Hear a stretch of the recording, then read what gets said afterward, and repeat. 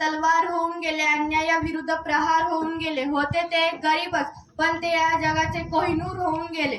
जग खूप रडवीत होतं त्यांना, पण ते या जगाला घडवून गेले. अरे यांना अजून कळत कसं नाही, वर्गाच्या बाहेर बसून सुद्धा ते या देशाचे संविधान लिहून गेले.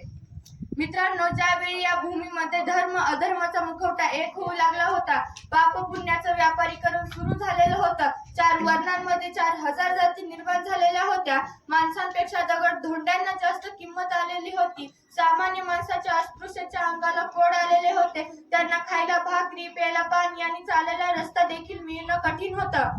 सामान्य माणसाची अशी परिस्थिती असताना त्यांच्या व्यथा, वेदना आणि अश्रू याची सल नियतीला कळायला लागली आणि याचा श्वास मोकळा करण्यासाठी 14 एप्रिल 1891 रोजी मध्य प्रदेशातील महू या गावी एका महापुरुषाने जन्म घेतला आणि हजारो वर्षांपासून निर्माण झालेल्या विकारांच्या दऱ्यामुळं विचारांचे वटवृक्ष निर्माण करण्याचे काम या महापुरुषाने केले.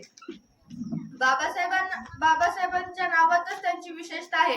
बाबासाहेब म्हणजे बाणेदार ते स्वभावाने, बारकाईने अभ्यास करणारे, साधक ते बौद्ध धर्माचे, हेतू त्यांचा सर्वसामान्यांच्या विकासाचा, बदल समाजात घडवून आणणारे, आणि आंबेडकर म्हणजे आनंद सर्वसामान्यांच्या जीवनी आणला, बेधडक सत्याग्रह केला 14 तळाचा, डगमगले नाही संकटे आल्यावर, करते समाज उन्नतीचे, रचिते भारतीय संविधानाचे.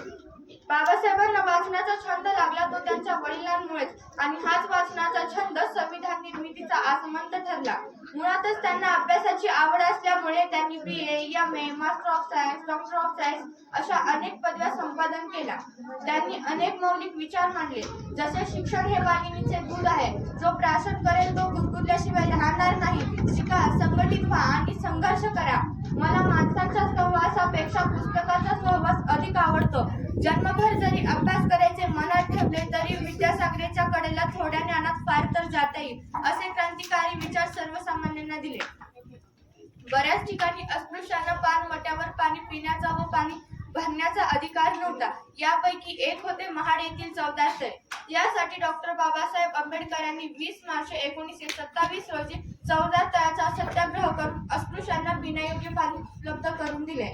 डॉक्टर बाबासाहेब आंबेडकरांचे असे मत होते की अस्पृश्यांना सर्व समस्या मनस्मृतीमुळे निर्माण होतात, म्हणून डॉक्टर बाबासाहेब आंबेडकर यांनी 25 डिसेंबर 1927 रोजी मनुस्मृती या ग्रंथाचे दहन केले.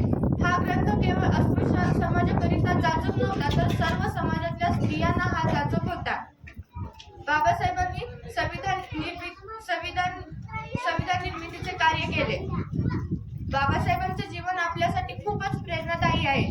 जगावं कसं, न्यायाविरुद्ध लढावं कसं, संघर्षातून घडावं कसं आणि वादळासमोर उभं राहावं कसं, शिक्षणातून स्वप्न साकार करावं कसं, हे बाबासाहेबांनी स्वतःच्या कृतीतून आपल्यालाच नव्हे तर संपूर्ण जगाला दाखवून दिले. बाबासाहेब केवळ एका समाजाकरिता मर्यादित नव्हते. त्यांनी एका समाजाकरिता काहीही केले नाही किंवा संविधानात एका समाजाला उच्च स्थानावर ठेवलेले नाही.